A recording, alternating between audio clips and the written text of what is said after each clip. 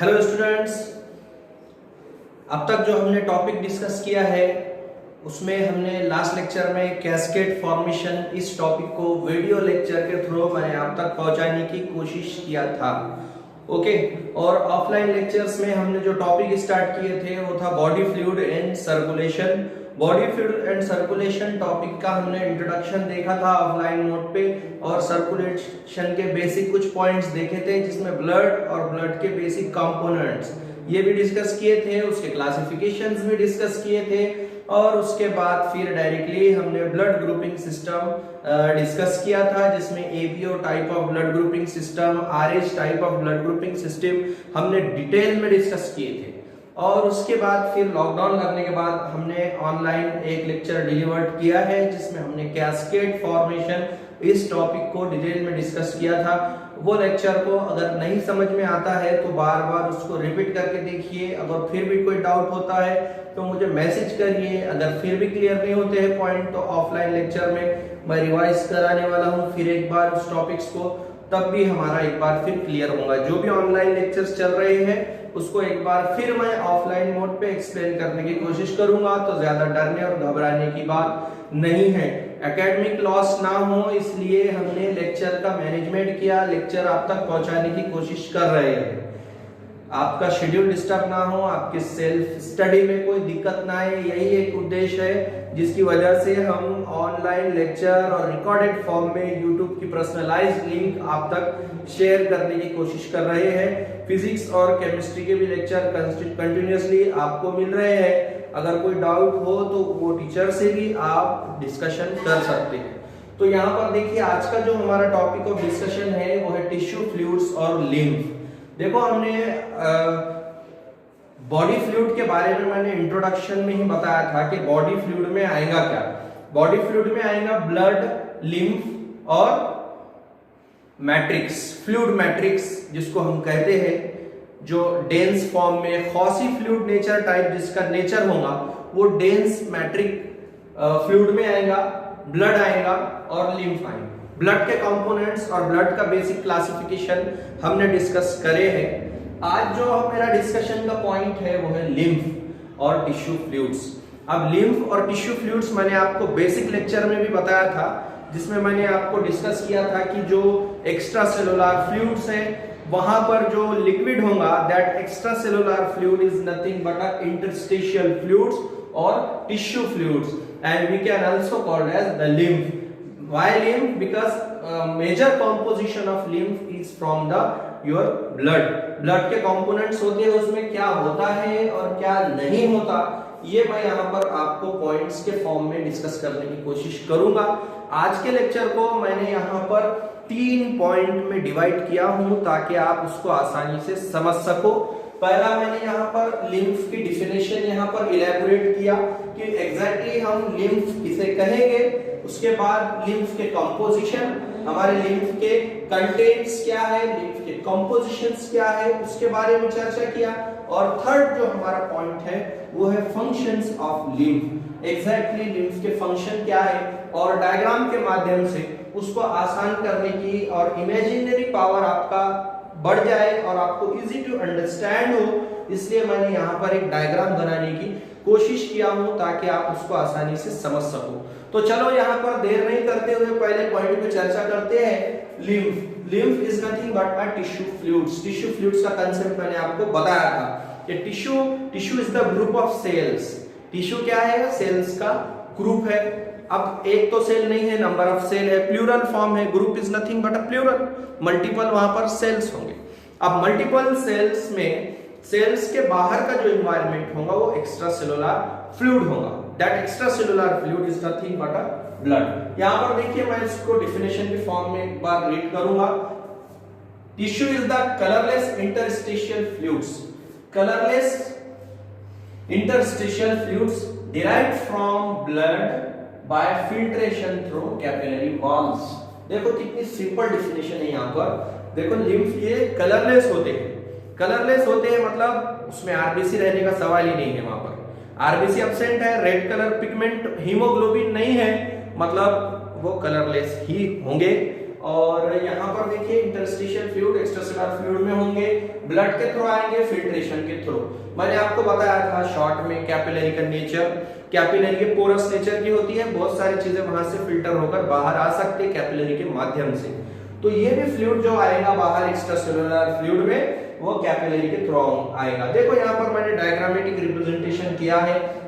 हमारे हार्ट से जो ब्लड है वो आएगा कैपिलरी आर्टरीज के थ्रू, आर्टरीज के थ्रू पूरे बॉडी में सिस्टमिक सर्कुलेशन के माध्यम से ब्लड पूरे बॉडी में डिस्ट्रीब्यूट होगा। और ब्लड डिस्ट्रीब्यूट होने के लिए ये कैपिलरी का और ब्लड वेसल्स का नेटवर्क है।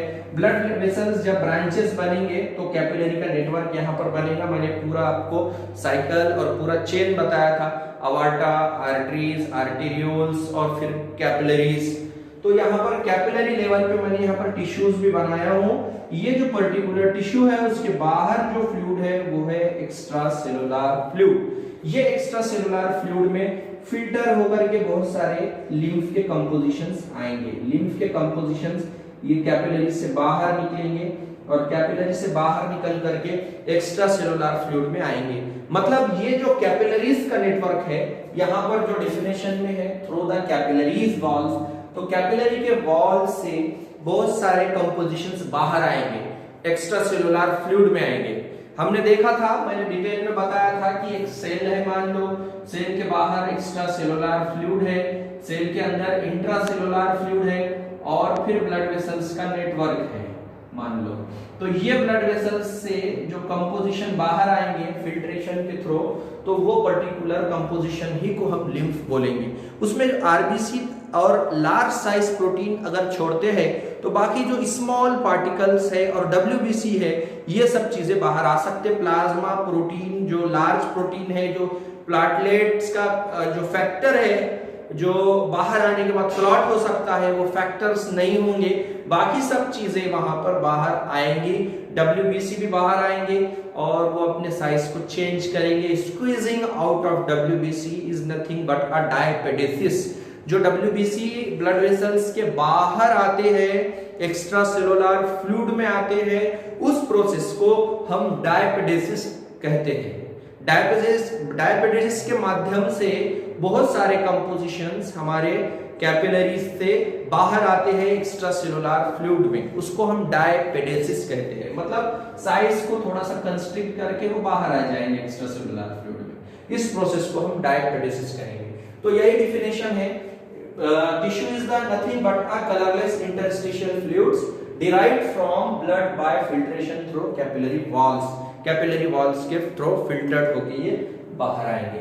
ठीक है, तो होप आप लोगों को ये डिस्कशन अच्छे से अंडरस्टूड हो रहा होगा। अगर अंडरस्टूड नहीं भी होता है तो आप लेक्चर्स के बाद मुझे मैसेज करिए, ठीक है। मैं इसका स्क्रीनशॉट लेने के लिए भी थोड़ा सा साइड में हटूंगा। आपने उस टाइम पे इसका स्क्रीनशॉट लेना है और स्क्रीनशॉट लेने के बाद फिर लिखना है। नाज़नीन, शिरीन, आप लोगों ने जो कमेंट्स किया था कि सर आप बोर्ड के सामने खड़े रह के पढ़ा रहे तो ये दिख रहा नहीं, तो मैं थोड़ा सा साइड में हटूंगा तो तब तुमने इसका स्क्रीनशॉट ले लेना लास्ट में, ठीक है। और फिर आपके नोटबुक में ये नोट करना है, एज ए क्लास नोट्स आप कंसीडर करिए। देखो बच्चों, हम प्रोफेशनल यूट्यूबर्स नहीं हैं, ये लेक्चर सिर्फ और सिर्फ हम आपके लिए बना रहे हैं। तो 100% फोकस हमारा यही है कि अरसलान को ये लेक्चर समझ में आए, दिनेश को ये लेक्चर समझ में आए, साक्षी को ये लेक्चर समझ में आए, शिरीन और समरीन, फायजा, जितने भी हमारे बच्चे हैं सब बच्चों को ये लेक्चर समझ में आए। यही हमारा टारगेट है, प्राइमरी टारगेट। बाकी YouTube पे अगर हम इसको अपलोड कर रहे हैं तो ये पर्सनलाइज्ड लिंक के फॉर्म में आपको दे रहे हैं। जब भी हम इसको पब्लिकली शेयर करेंगे तो वो ऑडियंस हमारे सेकेंडरी ऑडियंस होंगे। मेन प्राइमरी हेतु, प्राइमरी उद्देश्य सिर्फ और सिर्फ आप लोग हैं।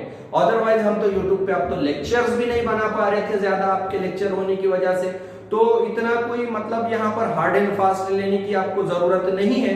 कोई बात अगर नहीं समझ में आती है तो बिल्कुल आप मुझे मैसेज के फॉर्म में क्वेश्चंस कर सकते हैं मेरी लैंग्वेज के बारे में, या फिर आपको और थोड़ा सा सिंप्लीफाइड करना है, जो भी हो आप मैसेज करके बोलिए। मैं अपने आप को उसी हिसाब से चेंज करने की कोशिश करूंगा ताकि हर बच्चा ये लेक्चर आसानी से समझ सके। चलो यहाँ पर आगे का पॉइंट देखते हैं, कंटेंट ऑफ लिम्फ। लिम्फ के कंटेंट क्या है एग्जैक्टली? लिम्फ के कंटेंट है white blood cells, glucose, water, small size proteins, nutrients, oxygen and carbon dioxide. Obviously यही कंपोजिशन होना चाहिए। मैंने जो डिस्कस किया था कि यहाँ पर स्टार पॉइंट भी दिया हूं, आरबीसी नहीं होंगे, लार्ज साइज प्रोटीन नहीं होंगे हमारे लिम्फ में। मतलब क्या है कि जो क्लॉटिंग फैक्टर्स है वो भी नहीं होंगे। अगर क्लॉटिंग फैक्टर्स इसमें होते थे तो उस केस में वहां पर क्लॉटिंग के चांसेस बढ़ जाते थे। कैपिलरीज की वॉल ये बहुत ज्यादा स्मूथ होती है, एंडोथेलियल लाइनिंग्स, और वो कैपिलरी की वॉल स्मूथ होने की वजह से वो ब्रेक होने के चांसेस होंगे। हमारे प्लेटलेट्स के फैक्टर्स, थ्रोम्बोप्लास्टिन का सिक्रीशंस होगा और क्लॉटिंग का वहां पर पैटर्न बनता हुआ हमें दिखाई देगा। इसलिए यहाँ पर आरबीसी तो होंगे ही नहीं, प्रोटीन्स भी नहीं होंगे, खास तौर पे प्लाज्मा के क्लॉटिंग फैक्टर्स और लार्ज साइज प्रोटीन्स। अदरवाइज इसमें डब्ल्यूबीसी भी होंगे, ग्लूकोज, वाटर और small amount of proteins with respect to nutrients, ये सब वहां पर प्रेजेंट होंगे। ठीक है, एमसीक्यूज भी इस पे बन सकता है। Which one of the following is the composition of lymph, which one of the following is the not composition of lymph. कोई भी लैंग्वेज चेंज हो सकती है, आपको सिर्फ और सिर्फ बेसिक कंसेप्ट याद रखना है।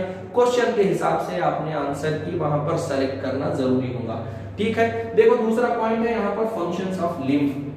लिम्फ के बच्चों एग्जैक्टली फंक्शंस क्या है, तो मैंने यहाँ पर 5 फंक्शंस लिया हूँ एनसीईआरटी से। आप एनसीईआरटी का बुक फॉलो करिए और ये सब चीजें अच्छे से और अच्छे से इसको, ये नोट्स को सामने रखते हुए एनसीईआरटी समझने की कोशिश करना है आपको। देखो यहाँ पर फंक्शंस ऑफ लिम्फ, तो लिम्फ के फंक्शंस में मैंने यहाँ पर पहला फंक्शंस लिखा हूँ, help in exchange of nutrients and gases. मतलब क्या है, देखो यहाँ पर ये सेल्स है, सेल्स के बाहर कार्बन डाइऑक्साइड भी आएगा, रेस्पिरेशन के थ्रू ये बनता है, रेस्पिरेटरी गैसेस में CO2 बाहर आएगा, टॉक्सिन्स बाहर आएंगे, नाइट्रोजनस वेस्ट बाहर आएंगे। ये सब चीजें यहाँ पर हमारे ब्लड वेसल्स में जाएंगी, मतलब कैपिलरी के थ्रू ये वेन्स में जाएंगे, वेन्स में फिर और कार्बन डाइऑक्साइड रिलीज हो जाएगा पल्मोनरी सर्कुलेशन के माध्यम से, और उसके बाद किडनी की तरफ जो ब्लड जाएगा वो नाइट्रोजनस वेस्ट को, टॉक्सिन्स को सेपरेट आउट करेगा हमारे ब्लड से। वो पूरा प्रोसेस आपको डिटेल में पता है। लेकिन रही बात जो दूसरे कंपोजिशंस की, जैसे कि लंग्स से ऑक्सीजन आएगा, और जो हमने इंटेस्टाइन में न्यूट्रिएंट्स लिया है वो न्यूट्रिएंट्स लीवर में जाकर के उसके जो रिक्वायर्ड एलिमेंट्स है वो बनेंगे, और इसेंशियल न्यूट्रिएंट्स पूरे बॉडी में मेटाबॉलिक रॉ मटेरियल्स के फॉर्म में प्रोवाइड किए जाएंगे। तो कैपिलरीज से वो परकुलेट होकर के एक्स्ट्रा सेलुलर फ्लूइड में जाएंगे, और एक्स्ट्रा सेलुलर फ्लूइड से फिर डिफरेंट इंट्रासेलुलर एनवायरनमेंट में जाकर जो सेलुलर एरिनाज है, जो हमारे सेल ऑर्गेनेल्स है, जिसमें माइटोकॉन्ड्रिया है, प्लांट है, तो क्लोरोप्लास्ट होगा, उनका सिस्टम अलग है प्लांट का, वो हम देखेंगे रेस्पेक्टिव टॉपिक्स में। और दूसरे जो बेसिक रिक्वायरमेंट है, डिफरेंट सेलुलर मशीनरीज है, तो उसकी बेसिक रॉ मटेरियल की रिक्वायरमेंट यहाँ पर ये पूरी होंगी, और न्यूट्रिएंट्स का एक्सचेंज जो प्रोसेस है एक्सचेंज करने का, उसी माध्यम से हम यहाँ पर समझ सकते हैं। आगे इसको डिटेल में पढ़ेंगे रेस्पेक्टिव टॉपिक में। Collect interstitial fluids and drains back to the blood. देखो यहाँ पर मैंने ग्रीन कलर से जो सिस्टम बनाया हूँ, ये लिम्फेटिक सिस्टम्स है। लिम्फेटिक सिस्टम्स के 2 कंपोजिशन, बेसिक कंपोजिशन है बच्चों, एक है लिम्फ नोड्स और दूसरा है लिम्फेटिक वेसल्स। 2 कंपोजिशन है, एक है लिम्फ नोड्स और दूसरा है लिम्फेटिक वेसल्स। लिम्फ नोड्स ये लिम्फ के बहुत सारे गांठे होंगे, लिम्फ के बहुत सारे पैचेस होंगे, और लिम्फ वेसल्स ये वैस्कुलर सिस्टम होगा लिम्फ के लिए खास। तो यहाँ पर देखिए मैंने लिम्फ वेसल्स का, लिम्फ कैपिलरीज का नेटवर्क बनाया जो एक्स्ट्रा सेलुलर फ्लूइड में ड्रेन है। ये एक्स्ट्रा सेलुलर फ्लूइड से कलेक्ट करेगा बहुत सारे कलरलेस कंपोजिशन को, और देखो यहाँ पर लिम्फ नोड्स में कुछ चीजें स्टोर भी हो सकती, और ये ड्रेन करेगा, ये ओपन होगा कैपिलरीज में। जो हमारे लिम्फेटिक वेन्स है, लिम्फेटिक वेसल्स है, सॉरी, ये लिम्फेटिक वेसल्स ओपन होंगे लार्ज वेन्स में। लिम्फेटिक वेसल्स ये लार्ज वेन्स में ओपन होंगे। फॉर एग्जांपल जो हमारी सुपेरियर वेना कावा है, जो प्री कैवल और पोस्ट कैवल के माध्यम से हम उसको याद रखते हैं, तो ये प्री कैवल और पोस्ट कैवल्स में ओपन होंगे लिम्फेटिक वेसल्स, और ड्रेन करेंगे बहुत सारे लिम्फ को, जो आगे चल करके ब्लड के कंपोजिशन ही बनेंगे। ठीक है, देखो यहाँ पर दूसरा पॉइंट भी मैंने आपको इलैबोरेट कर दिया। तीसरा पॉइंट है इट कंटेन्स लिम्फोसाइट्स। जो हमारे लिम्फ है वो लिम्फोसाइट्स होते हैं उसमें, और लिम्फोसाइट्स का फंक्शन आपको पता है। यस, वेरी गुड, सही बोला आप लोगों ने। लिम्फ्स का जो हमारे लिम्फोसाइट्स है उसका फंक्शंस है इम्यून सिस्टम में हेल्प करना। ये एक्चुअली डब्ल्यूबीसी क्या करते हैं, हमारे इम्यून मैकेनिज्म में बहुत ज्यादा हेल्पफुल होते हैं। तो ये एक वन ऑफ द फंक्शन है। उसके बाद carrier of nutrients and hormones, obviously ये भी एक फंक्शन है कि ब्लड से जो कैपिलरीज से बाहर पर्कुलेट होंगे सब्सटेंसेस, तो वो एज अ कैरियर एक्ट हो रहा है। लिम्फ बाहर है, ब्लड वेसल्स के नेटवर्क के बाद का जो प्रोसेस है वो लिम्फ खुद प्रोवाइड करेगा डिफरेंट साइड में। मतलब जहां पर कैपिलरीज का और ब्लड का जहां पर पहुंच नहीं है, ऐसे जगहों पर लिम्फ यहाँ पर कनेक्टिंग लिंक बनेगा। इसीलिए हम लिम्फ को मिडल मैन भी बोलते हैं। मतलब वो ब्लड वेसल्स और सेल के बीच में एक माध्यम है, एक रूट है जिसके थ्रू बहुत सारे न्यूट्रिएंट्स डिफरेंट सेल्स तक पहुंचते हैं। ठीक है, तो ये भी पॉइंट्स हमारा क्लियर हो गया। ये पांचवा पॉइंट जो है वो और ज्यादा क्लियर होगा डाइजेस्टिव सिस्टम पढ़ने के बाद, फिर भी मैं इसको इलैबोरेट करूंगा। Lacteals of intestine absorb fats through lymph. जो हमारा इंटेस्टाइनल म्यूकोजल स्ट्रक्चर है, मतलब इंटेस्टाइन का अगर हम टीएस लेंगे, मान लो ये हमारा इंटेस्टाइन है, इंटेस्टाइन को मुझे टीएस लेना है और इंटरनल स्ट्रक्चर लेना है, तो इस टाइप के माइक्रोविलाई होंगे। माइक्रोविलाई जो स्मॉल आउटग्रोथ रहते हैं उसको माइक्रोविलाई और ब्रश बॉर्डर बोल सकता मैं। तो इंटेस्टाइनल विलाई के अंदर बहुत सारे लैक्टिन्स होंगे, वाइटी मिल्की कलर के बहुत सारे कंटेंट होंगे, जो लिम्फ भी उसके कंपोजिशंस होंगे। तो वहां पर वो क्या करेंगे, न्यूट्रिएंट्स को एब्जॉर्ब करने के लिए और बहुत सारी चीजों को एब्जॉर्ब करने के लिए लिम्फ बहुत ज्यादा वहां पर इंपॉर्टेंट रोल प्ले करेगा डाइजेस्टिव सिस्टम में। हम उसको रेस्पेक्टिव टॉपिक में डिटेल में डिस्कस करने वाले हैं। साइमल्टेनियसली मैं यहाँ पर डायग्राम भी शो कर रहा हूँ, आप एक बेसिक आइडिया के लिए ये डायग्राम देख लीजिए कि किस तरीके से इंटेस्टाइनल लैक्टिन्स वहां पर है जो एब्जॉर्ब करेंगे न्यूट्रिएंट्स को, लिम्फ का कैसे वहां पर इंपॉर्टेंट रोल हो रहा है। डाइजेस्टिव सिस्टम में हम डिटेल में उसके बारे में डिस्कस करेंगे। ठीक है, तो ये कुछ डायग्रामेटिक रिप्रेजेंटेशन था। यहाँ पर मैंने ये वेन्स है, ये आर्टरीज है, सर्कुलेटरी पाथवे भी डिस्कस करना बाकी है, फिर भी मैंने यहाँ पर बनाया आप लोगों को बेसिक आइडिया आना, इसलिए यहाँ पर ग्रीन कलर से मैंने लिम्फेटिक वेसल्स और लिम्फ नोड्स बनाने की कोशिश किया ताकि इसको आसानी से समझा जा सके। तो बच्चों यहाँ पर स्क्रीन पे आपके सामने क्वेश्चंस शो हो रहा है। पहला क्वेश्चंस है जो कि आप स्क्रीन पे देख रहे हैं, the cells contain in the lymph are mostly. जो लिम्फ में सेल्स होते हैं वो ज्यादातर कौन से सेल्स होते हैं, ये क्वेश्चन है, उसमें चार ऑप्शन है, थ्रोम्बोसाइट्स है, बेसोफिल्स है, लिम्फोसाइट्स है और न्यूट्रोफिल्स है।